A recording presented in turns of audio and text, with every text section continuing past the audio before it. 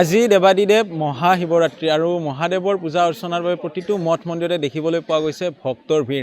ৰাতিপুৱাৰে পৰা ডাকিনী পাহাৰস্থিত পামুহি যি ভীমাশংকৰ দ্বাদশ জ্যোতিৰ্লিংগ পূৰ্বৰ আৰু এতিয়াৰ ষষ্ঠাদশ জ্যোতিৰ্লিংগতো দেখিবলৈ পোৱা গৈছে হাজাৰ হাজাৰ লোকৰ সমাগম। সতীৰ্থই দেখুৱাইছে এয়া হৈছে ভীমাশংকৰ মন্দিৰ। ডাকিনী পাহাৰত থকা যি পথ ধৰা নৈ আছে, পথ ধৰা নৈৰে বাগৰি আহিছে আৰু সতীৰ্থই কিছু দৃশ্যাংশ দেখুৱাইছে। ইয়াতে লোকে লোকাৰণ্য হৈ পৰিছে। ৰাতিপুৱা কিছু লোক 4 বজাতে আহিছে আৰু এই পাহাৰখনত থকা এই মন্দিৰৰ বিশেষ বৈশিষ্ট্য আছে। আমি পূৰ্বে বাতৰি কৰাটো এই কথা উল্লেখ কৰিছিলোঁ আৰু আজি শিৱৰাত্ৰিটো এই কথা উল্লেখ কৰি দিছোঁ যে এই শিৱৰাত্ৰিত যদি চোৱা যায় বা এই মন্দিৰটোৰ যদি বিষয়টো চোৱা যায়, এই মন্দিৰটোত কোনো ধৰণৰ কংক্ৰিটৰ নহয়। এয়া এটা প্ৰাকৃতিক পৰিৱেশৰ নৈসৰ্গিক পৰিৱেশৰ মাজত আছে। কাষেৰে বৈ গৈছে জুৰি আৰু ওপৰত গছ গছনি। আমি কিছু দীঘলীয়া লাইন দেখুৱাবলৈ চেষ্টা কৰিম যে এতিয়া ৰাতিপুৱাৰ ভাগতে এনেদৰে হাজাৰ হাজাৰ লোক আহিছে আৰু হাজাৰ হাজাৰ লোক আহি এনেদৰে এক প্ৰকাৰ তেখেতসকলে ইয়াতে প্ৰাৰ্থনা কৰিবৰ বাবে লাইন ধৰিছে আৰু কোনো স্থানত হৰ হৰ মহাদেৱ ধ্বনি বা যি মহাদেৱক পূজা অৰ্চনা কৰা ধ্বনিসমূহ আহিবলৈ দেখিব পোৱা গৈছে। আৰু ঠিক একেদৰে হাতত নৈবদ্য আছে, পূজা অৰ্চনা কৰিছে।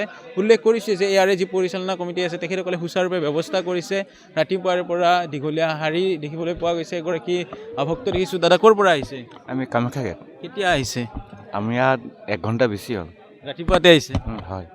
আপোনালোক কামাখ্যা গেটৰ পূৰ্বে আহিছিলে নে এইবাৰে? নাই, আহিছোঁ, আগতে আহিছোঁ। এনেদৰে যিসকল লোক আছে জানিব বিচাৰিম। বাইদেউ ক'ৰ পৰা আহিছে? মই আজাৰৰ পৰা আহিছোঁ। কিমান সময়ত হ'ল? এতিয়া মই 8টা বজাত সোমাইছিলোঁ, হয় এতিয়া 8:35 হৈছে। ঠিকে আছে, ইমান ভিৰ হোৱা নাই, এতিয়া হ'ব আৰু লাহে লাহে। হয় হয়, ভাল লাগিছে। এনেদৰে বহু লোকে 8 বজাত আহিছে, কিছু লোকে ৰাতিপুৱাৰ ভাগতো আহিছে আৰু সতীৰ্থ দৃশ্যাংশ দেখুৱাই গৈছে। আৰু আনফালে যি চোৱা যায় যে ভক্তি আৰাধনাৰে মুখৰিত হৈছে তেখেতসকলে এনেদৰে হাতত নৈবদ্য লৈ ফুল লৈ বা ধূপ দীপ লৈ অৰ্চনাৰ বাবে আহিছে। আৰু আন স্থানত যি আৰতি হৈ আছে, আৰতিৰ কিছু দৃশ্যাংশ দেখুৱাবৰ বাবে চেষ্টা কৰিম যে সকলোৱে আহিছে আৰু পূজা অৰ্চনা কৰি থকা দেখিবলৈ পোৱা গৈছে।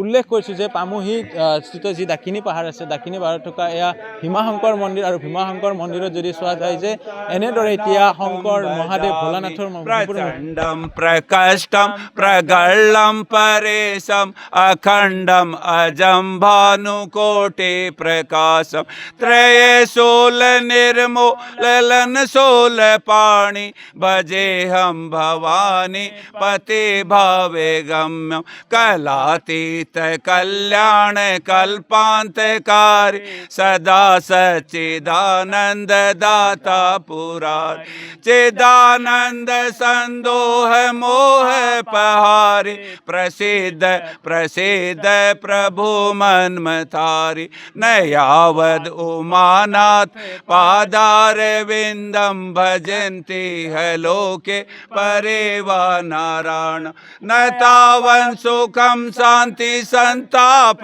नाशम प्रसिद्ध प्रभु सर्वभूतादिवासम न जानामि योगम जपम नेव पूजा न तो हम सदा सर्वदा शंभुतुम जरा जन्म दुखोदतात। ভক্তিৰ ৰূপেৰে মুখৰিত হৈছে আৰু ঠিক একেদৰে আৰক্ষী প্ৰশাসনৰ ব্যৱস্থা কৰিছে, বিশেষ চিকিউৰিটিৰ ব্যৱস্থা কৰিছে যাতে ইয়াতে সময় উকলাৰ লগতে ইয়াতে হাজাৰ হাজাৰ লোকৰ লগতে লাখ লাখ লোকলৈকে সেই ভক্তৰ সংখ্যা বৃদ্ধি পাব। আৰু কিছু ডেকা ল'ৰা দেখিছোঁ যে ক'ৰ পৰা আহিছে? মই লখৰাৰ পৰা আহিছোঁ। লখৰাৰ পৰা আহিছে। কেতিয়াৰ পৰা লাইনত আছে? হ'ল 1 ঘণ্টামান। 1 ঘণ্টামান। 7টা বজাতে আহিছিলোঁ। 7টা বজাতে আহিছিলে। এনেদৰে ৰাতিপুৱাৰে পৰা তেখেতসকলে শাৰী পাতি আছে আৰু ধূপ দিবলৈ সকলোৱে ওলাইছে। বাইদেউ ক'ৰ পৰা আহিছে? লখৰাৰ পৰা আহিছে। বামুণপাৰা পৰা আহিছে।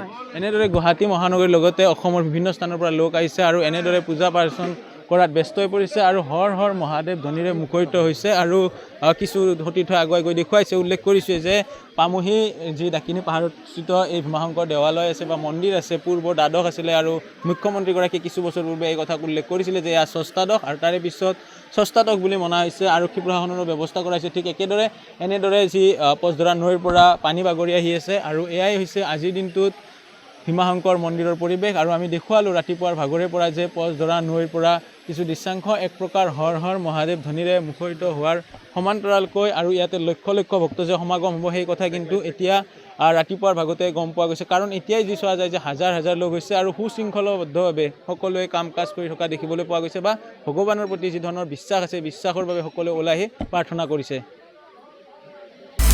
আপুনি বিচৰা বাতৰি পাব কেৱল নিউজ 18 এপত। নিউজ 18 এপ ডাউনলোড কৰিবলৈ স্কেন কৰক এই QR কোড। গুগল প্লে ষ্টৰতো পাব এই নিউজ 18 এপ।